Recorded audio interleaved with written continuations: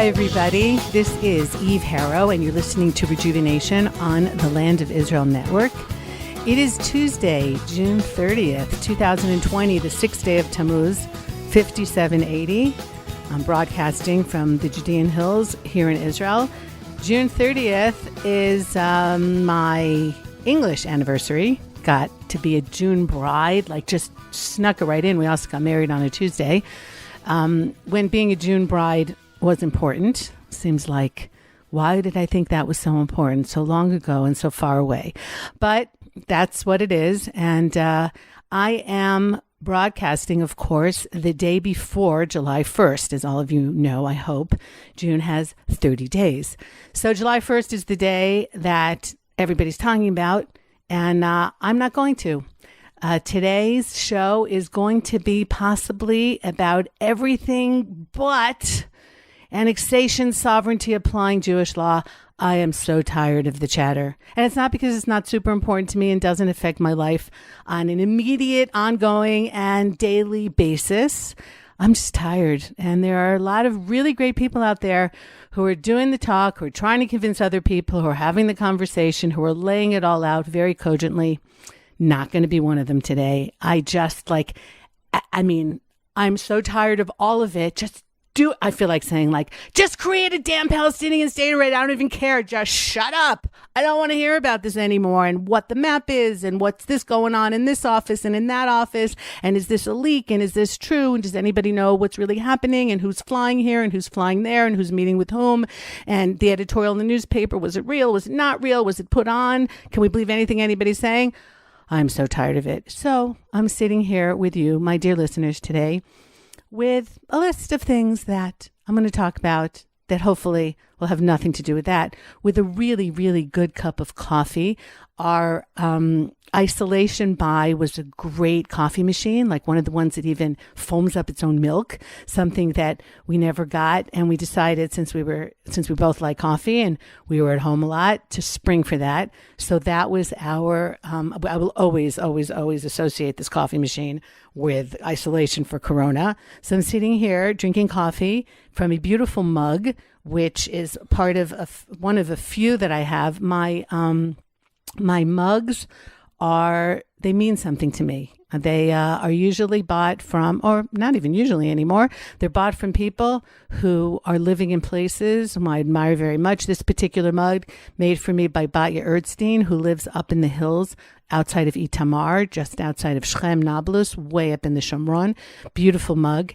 And when I got back from Costa Rica 4 years ago, I went on an anti-plastic rampage and got rid of a lot of stuff in the house that wasn't made from natural material. And I'm still going with that. I'm trying to use things as much as possible from natural materials. So my mugs are pottery, and I start off my day with a beautiful mug with some really great coffee inside with a little foamy milk on the top. And it's great. And it's something that I appreciate because back in the day, the pre-pandemic days, my coffee was usually drunk in the car out of one of those traveler mug things as I was rushing to get somewhere. And these days, much less rushing. And so one of the upsides is that I have time to savor my coffee in my beautiful mugs and not in a travel thing. So that's what I'm doing here in case you hear a slurp or a clink. Well, I'll do that right now. So that is coffee. I participated this week in an Aliyah festival. Akiva Gersh put something online, and with a really nice we all did it by ourselves, some really amazing people whom he had also asked just to give a few minutes of why we made Aliyah, why we live here. And so, of course, it got me thinking about it. Not that it's really ever far from my mind. So that was really great. And for those of you who are thinking about it, you might want to go on and see. It's on Facebook, and you can. It's also, my section is probably going to be on my website. For at some point, everything that I'm doing or most of everything that I'm doing is going to end up on my website. I just had it updated last week because I can't do it on my own. And so I put my shows and some of the filming that I've been doing on there. So you can take a look, eveharow.com. If you missed it, I don't know how you could have missed it and why you would have missed it, right? But anyhow, so it's good. I'm trying to keep a little busy. More about that later. I was in the Old City yesterday, more specifically the City of David. A lot of the tour guides who do not have our tourists here. It's eerie. At this point, it's already getting eerie how empty a lot of these places are. So we've been doing video tours, right, and filming things and sending them out to people. I've have a bunch going on, which is really, really nice. I've been doing, of course, the virtual video tours in different towns for One Israel Fund. And those, first of all, those have been just great fun to go to the places and talk to these people, many of whom I've known for many years, and really get their life's work and what drives them on film. And so you can see that all on the One Israel Fund site, and also on mine, the chocolate and the wine and the farsamon oil, which was the last one that came out, and filmed a few more that are going to be coming out about once every week, once every 10 days. So that's been great.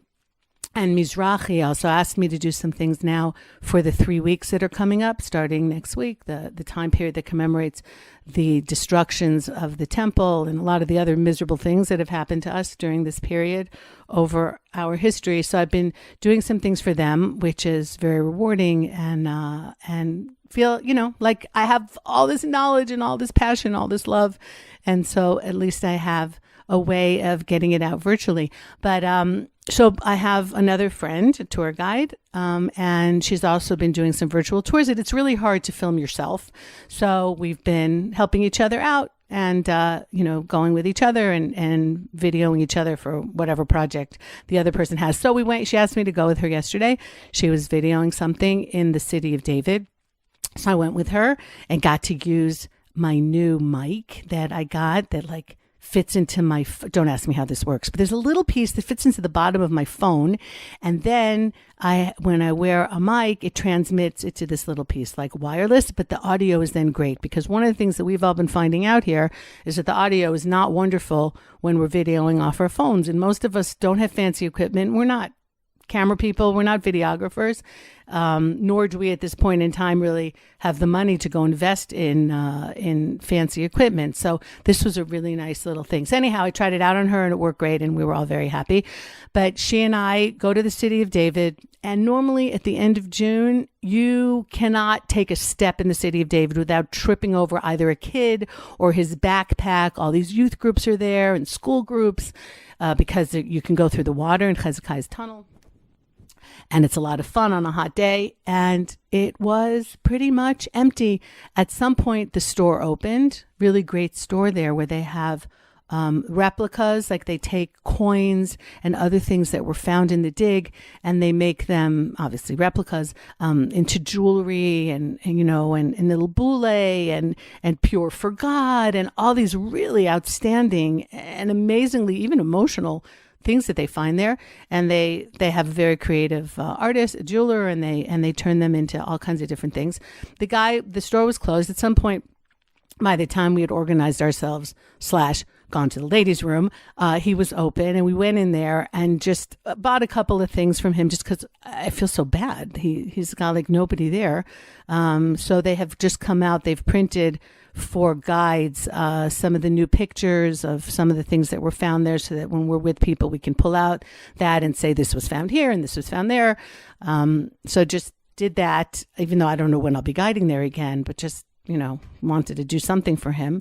But he's a man of faith, and he said, look, this is going to be a rough summer, but at least we need to be healthy and hope for the best, and really a positive attitude, which is making all the difference now, I see, in everybody, including myself, and struggling with that a little bit, as I'm sure a lot of you are. But then we went down to the Givati parking lot, used to be parking lot, which is the largest archaeological dig going on in Jerusalem now, and uncovering unbelievable things, and nobody there. Again, normally you just can't get through there. Went down into the tunnel, one of the drainage tunnels from the Second Temple period, and cut from there towards the Temple Mount and into the Old City, and in an area also normally just socked with people, nothing going on. They're taking advantage of that to do some restoration work. There's scaffolding up and down the southern part of the Western Wall, where what's called Robinson's Arches. It was one of the entrances into the temple, like massive staircase, obviously just a few remains clinging to the wall that's there now. But there's scaffolding all up and down that wall. I guess they're repairing, it's old. So repairing some of the chinks between the ancient stones and just making sure that all stays safe. There's an area for prayer there. It's not the kotel, it's not the official prayer area of the Western Wall. That's further north. It's an archaeological site. And so there was an area that was created there for egalitarian prayer because the kotel is run like an Orthodox synagogue. And so you have separate prayers for men and women. And this area is not. So for people who want to have mixed prayers or do something a little not standard. So this is the area that they do it in. And one woman sitting there by herself, and she was praying. And of course, it was a Monday, and Monday normally the kotel area and that whole area is really packed because it's one of the days of the week where people do bar mitzvahs, Torah being read on Mondays and Thursdays in addition to Shabbat, instituted by Ezra way back when, because those are the market days. So that's when people were coming to the town, and that's when a lot of people didn't know Bible, and that's when you would have readings. Until today, they do that. And so those are normally the days that you just see. There's all kinds of balloons that are, and then they let them go, and they hire musicians to walk the boy down to the kotel before he does his reading. And you see the family coming by, and everyone's laughing and dancing. None of that. I even got parking, and it wasn't the last place in the Mount Zion parking lot. That is unheard of on a Monday to find a parking place. So just to tell you what's happening here, yes, okay, now I found a parking place, and now you know how empty it is. And it's just, it's very strange. It's just really very strange. The restaurants are empty. Tour buses not clogging the road. I was reading yesterday about the food suppliers who, of course, months ago made their orders because the hotels and the restaurants are going to be full of people all summer, and they made their orders, and the food's come in, and they have to pay for it, except that the people aren't here to eat it. And so it's not just sad to not see the tourists here and to see how empty things are, but obviously, and not just for me in my job, but it goes much, much further. And I don't know what's going to be here, and I don't know how it's going to get handled. But at some point, usually people's tempers fray as the weather gets warmer, right? It's not a coincidence that a good number of wars, way out of proportion to the season, happen in the summer. And we'll see if there's going to be demonstrations, and we'll see if the government is able to make sure that some of the people now who really don't have income and aren't going to have income for a long time, so that there's some kind of plan that's put out there to keep people going, especially because we don't know how long this is going to last, and like something has to be done. So it's like just walking around now, you see it. You see what we call the hashlachot, like the ramifications of everything that's happening here. So I'm going to go back there next week. I was asked by a British group, like a lodge, to do a tour for them from the wall of the ramparts. So it's called the Ramparts Walk. It's like a walk on the walls of the old city. They have it going in a couple of directions. So I'm going to go up there and video that for them, and hopefully be able to zoom in on the buildings and things like that, and make it feel to some degree anyhow that they're here, and we're doing our best. I know all of you also. It's a strange world doing things from far away. Anyhow, I found myself kind of like really good coffee and not having to get out of my pajamas first thing in the morning, leaving all that aside, like getting not depressed, but definitely not as happy as I'd like to be. I realize, of course, it's because so much of what I do is now out of my control. So I love to guide. Tourists aren't here. I'm not guiding. I've been traveling over the last few years to speak to people in other places about Israel, and into those venues. That's not happening. We like to travel whenever we can to different places, learn about different cultures, new people. that's not happening. I don't even want to talk about the new granddaughter that I have in America and when I'm going to get to see her, because that's super painful. And I know that a lot of you are in that same situation as well. So I decided to be proactive, and I'm going back to school. Bar Ilan University has a program for a master's degree. I have a master's in psychology, a master's degree in Land of Israel studies. And for those of us who are tour guides, we can do it faster because we already know a lot. So they have a fast track for us. So it's if you can go. Let's try and get the sentence out. You can go 1 day a week for 2 years, or 2 days a week for 1 year, and you can get the master's. So I was initially going to do it 1 day a week for 2 years, because in the hope that tourists are coming back so that my time won't be filled with school and I'll still have time to guide. And then one of my sons said to me last week, am I the only person who's sometimes just like speechless when my kids say something that it just makes so much sense, and it's so obvious and it's so wise, and they just like say it, and I'm like, wow. Like I raised like grown-ups. I mean, not just grown-ups, but I raised people who just get to the point. And maybe it's a generational thing, or maybe, I don't know, or maybe because I'm their mom, so I'm giving them a lot of credit. But it seems to me that the generation of my children is less inclined to get dragged into places of wishful thinking. All right, they seem to like be dealing with it the way it is. And I was having some relationship issue, doesn't really matter, and would have, could have, and if it was different, and then it's like, Emma, it's not different. This is the way it is. So you can either continue to have a relationship with this person, not expecting to get what you're not going to get, or you can stop the relationship. But this constant like banging your head against the wall and hoping for something that's not going to happen, it's just not going to happen, is like a waste of time. So deal with the reality and move on from there. And again, maybe it is a generational thing, or maybe it's an Israeli thing, which is quite possible, what they call here, dugri, just like saying it flat out as it is. I'm not really sure. But I'm just finding that my kids will just like boom and just say something to me, and that's it, and it falls into place, and this is the clarity that I need, which is such a joy to get that from my kids. It's like, wow, what an amazing thing. Anyhow, so one of my sons said to me, why don't you just do it? If you're ready going back to school, just go twice a week. And it doesn't look like tourists are coming. I was supposed to have a group, Momentum, the Birthright for Moms, in November. And got a call yesterday that not enough women have signed up, which is totally understandable. And so that was canceled. So it looks like 2020 is just totally gone. And we'll see what's going to happen with 2021. So he said, if you're already going to school, just go. Get into the school head. If the tourists come back, so you won't take the big groups, you'll do a day here, a day there. But just get into it. So it looks like I'm going to be a co-ed again, and maybe even get like student discounts if I go on the bus. So after the holidays, which is when the semesters start here, I am going back to school, and I'm excited and I'm nervous, and it's challenging for me. It's in Hebrew, which I'm very excited about, because especially Land of Israel studies, it just seems right to learn it in Hebrew. But apparently, if I want to, I can write papers and take tests in English. So I think that's the way I'm going to go. I could do it in Hebrew, but it'll take me a lot longer, and my spelling will just be abysmal.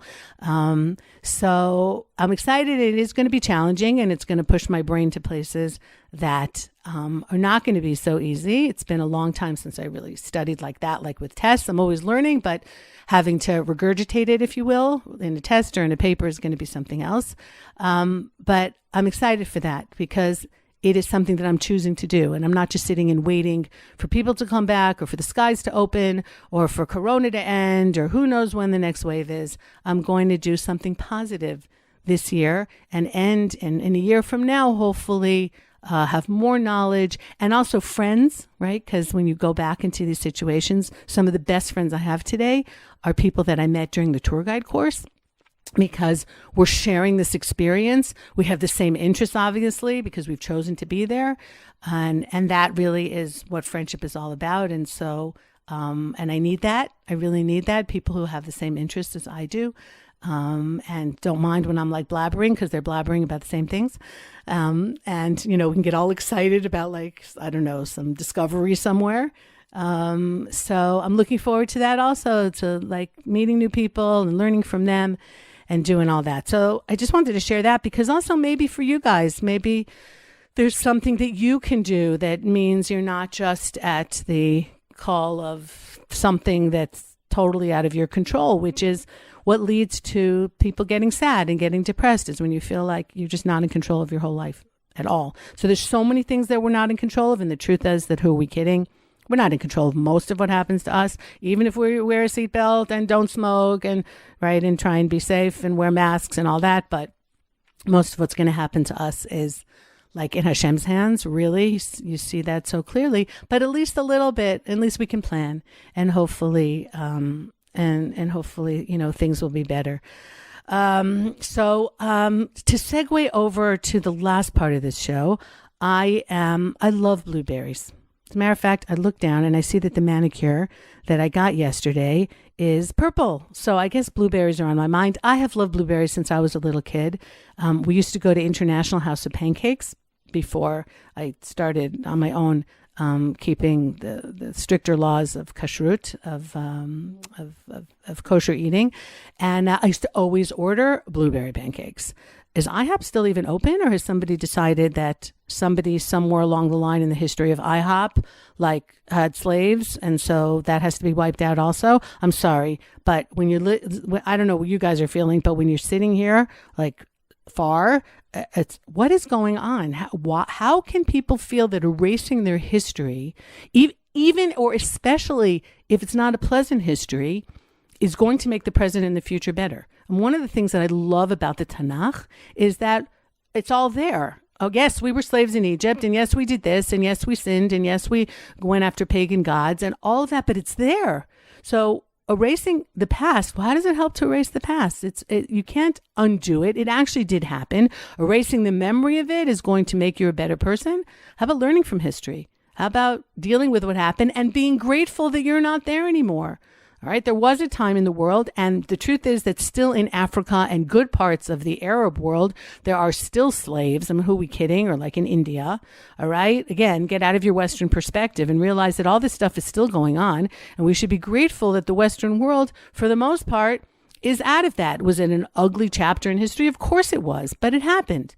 So let's move on. Let's not, claim victim status for things that happened so long ago. And it's just shocking to see the underpinnings and the people who made America great. Were they flawed human beings? Of course they were flawed human beings. All right. Maybe they would have been flawed even not in the context of their time, right? It's like that's the debate about Noah. Says he was a righteous man. Was he a righteous man for his time, just compared to all the schlemiels that were around him at the time, or would he have been a righteous man at any point in history? And that's an open question and an interesting debate. So were the people that founded America tzaddikim, as they say, righteous people? Most of them probably not. So how does taking down their statues and erasing what they did make America any better? And what's so frightening is for anybody who knows history, hopefully in a year I'll know more history, but even from what I know right now, is that some great empires have destroyed themselves. So, and there was a really cool study that came out. I don't know if you guys saw it, about how there was a volcano in Alaska, I think in minus 43, minus 42, minus 43, right around the time that Julius Caesar was assassinated. And that, the volcano and the ash and the climate change that came from that all played into the Roman at the end of the Roman Republic, and we know this already, right? We know this that all these major shifts that happen in civilizations, it's usually a combination of events, of some kind of natural disaster that leads to climate change, of droughts and famines and all these kinds of things. And by the way, people, that could still happen. I mean, we have the pandemic now. We've got a lot of stuff going on there, but it doesn't mean that tomorrow Mount St. Helens or I don't know what isn't going to blow and cause that kind of havoc too. Like, we're not necessarily in the clear because we've got just a couple things going on, right? It could be more. And you have to like watch out for that. But what's happening in specifically the United States, but not only, but mainly in the United States, it's a country like destroying itself and people getting away with doing awful things because once upon a time something terrible was done to their ancestors. So it's like, whoa, it's really frightening. And somebody sent me, and I thought this was brilliant. And I wanted to read this to you. This is, talking about the Romans, written by Marcus Tullius Cicero from a speech given to the Roman Senate recorded in approximately 42 BCE. All right. So if you think this relates to you guys, here we go. This is what he says. A nation can survive its fools and even the ambitious, but it cannot survive treason from within. An enemy at the gates is less formidable, for he is known and he carries his banners openly against the city. But the traitor moves among those within the gates freely, his sly whispers rustling through all alleys, heard in the very halls of government itself. For the traitor appears no traitor. He speaks in the accents familiar to his victim, and he wears their face and their garments, and he appeals to the baseness that lies deep in the hearts of all men. He rots the soul of a nation. He works secretly and unknown in the night to undermine the pillars of a city. He infects the body politic so that it can no longer resist. A murderer is less to be feared. The traitor is the plague. So, whoa, those are heavy words. And do they apply to today? You guys can figure that out for yourselves. So getting back to blueberries. So I love blueberries, have for a long time. And you couldn't really get them in Israel. They grew only on the Golan Heights. Israel is mainly covered with limestone, and limestone is very alkaline. It's got a pH of like 9.9, mainly because of the calcium carbonate inside. And blueberries need acidic soil. They need soil that's somewhere pH between 4.5 and 4.8. And so the only time we used to get fresh blueberries here in Israel is when we went up on the Golan Heights during the summers. We would, take a few days and go north every summer with the kids and with a group of friends and spend a few days hiking and water and doing that. That's a very Israeli thing to do that a lot more Israelis are going to be doing this year, because since Israelis can't travel outside of the country, so Israelis like all of you listening who are finding the natural treasures of your country. And I have to say that in North America, you have so many national parks, and getting into the RV and driving, you have so many possibilities. And if I'm a little bit jealous, it's going to be of that, of being able to do that, because Israel's a small country and limited at what we can see and where we can go. Anyway, so we used to do that every summer and go north. And so the only time we got fresh blueberries is when we were on the Golan Heights, because there, the Golan Heights is covered with lava rock because of the volcanoes that are up there. Speaking of volcanoes, but they're dormant. I'm not expecting anything to blow on the Golan Heights this summer or anytime soon. And we used to get fresh blueberries and pick them and, of course, make the pancakes and stain teeth blue. And when the little kids were little, so be forewarned before you change a diaper, if the babies had blueberries, just know it's the baby is not bleeding to death, but that's the color that blueberries look once they go through your system. And we love blueberries, but couldn't get them fresh. And now, though, they've started growing fresh blueberries. They're doing it in pots and making sure that they're putting in acidic soil. But there's a farm, Ira Rappaport's farm in Shiloh, and they had blueberries for the last couple of weeks and in different places. And I'm buying a blueberry plant. It's supposed to be delivered today. In the end, it's not. That's why it's on my mind. But I'm buying a blueberry plant, and I'm so excited to have my own. And it's also been growing in the pot for 3 years. Why is that important? Because we have the biblical laws of not eating fruit. It's called orla for the first 3 years. And berries, blueberries, raspberries, are considered fruit. The prayer that you make on them is Borei Pria Etz, the blessing of the tree. And so, but it's been growing in a pot for 3 years. So, at my age, I don't want to wait like too long to eat my blueberries. So it's going to come like kind of ready to go in terms of the halachot, in terms of the Jewish law. So I'm going to have my hopefully fresh blueberries. But in the meantime, what some of us have been doing is we buy frozen blueberries. So there's a company that sells frozen blueberries in 2-kilo bags, and I've been buying them for years. They deliver to where I live, in addition to a whole bunch of other things, but blueberries is one of them. And so I put them in my shake and whatever it is, and love blueberries. And they came last week. They, for the first time, had wild blueberries. So I decided to try it. I bought a bag of wild blueberries. And I'm sure a lot of you are familiar here, right? And I used to read my kids the book, Blueberries for Sal, about the bear and his mommy who used to go and pick blueberries. They're a little tart, though. They're a lot smaller than the other blueberries, and they're a little bit tart. So I decided to bake with them. And as some of you already know, it's because I had not yet decided to go back to school. And so I was like not in kind of a funk. And so I do culinary therapy. So when I'm not feeling so happy about something, I go and I bake. So I decided to combine the two, and I decided that I was going to make blueberry muffins from the wild blueberries. But it turns out that there's so much juice inside them that they colored the entire batter purple. So normally when you eat a blueberry muffin, for the most part, it's like, creamy colored batter, off-white, whatever it is, and then little pockets of blueberries.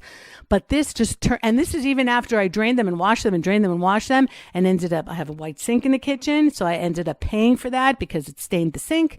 And I'm working very hard to keep my teeth, because if I ever go into dentures, I probably won't be able to eat blueberries, because unless they have, what was the commercial with that pill?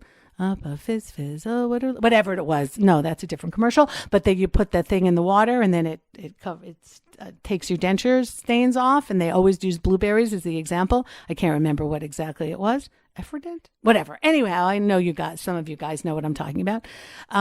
So I ended up having to scrub my sink from the blueberry stain, but the muffins were like totally purple, beautiful color. And I see now that it was on my mind, and that's why my nails today, the manicure that I got yesterday was purple. They were really good, but it's a little strange to eat a very, very purple blueberry muffin. But anyway, so they went into the freezer because unfortunately, when I eat what I bake, and then I gain weight, and then it doesn't do much for my head. So got to find that balance between just doing the culinary therapy and putting it in the freezer for when the kids come and giving it away, and not actually partaking of it myself. Although I have been able to get to the pool more than usual, and I really, really, really hope they stay open, because that might be like the first thing that they close. But I'm a water person, so that's been like totally great for my head. I just read an article, I think it was National Geographic, about how great scuba diving is off the coast of Saudi Arabia.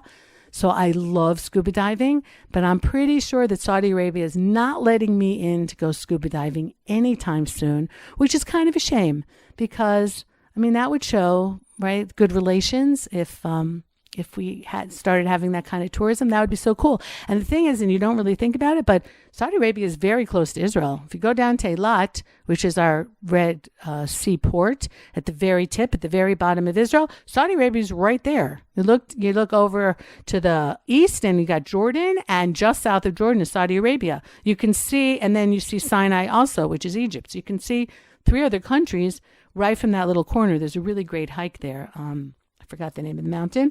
And then it looks out on all these 3 countries. So maybe that'll be a sign of better times, is when I can get on my podcast and say, hey guys, I went scuba diving off the coast of Saudi Arabia, and it was super wild. So maybe we'll see, because we're not talking about July 1st, and we're not talking about possible changes in the Middle East.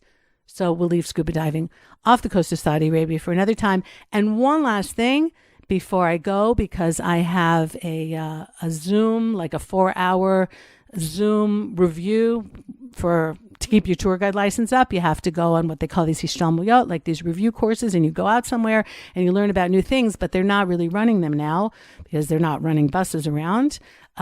So they're doing one by Zoom. So I have to get to that very soon.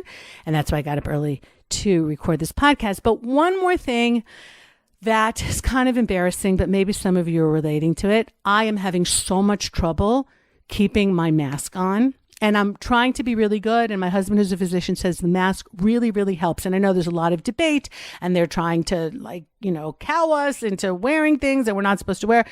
Medically speaking, wearing a mask helps lower, and especially if 2 people together are wearing masks, lowers the rate of transmission tremendously. It's there. It's the research, okay? I hate wearing a mask as much as the next person, but it helps. So I've been good, and wherever I go out, I'm wearing the mask.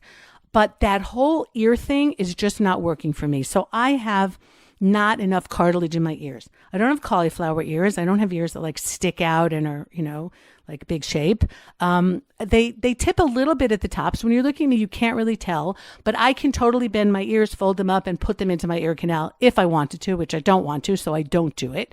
And the masks, the loop of the masks are falling off my ears. My ears are just not holding the loop.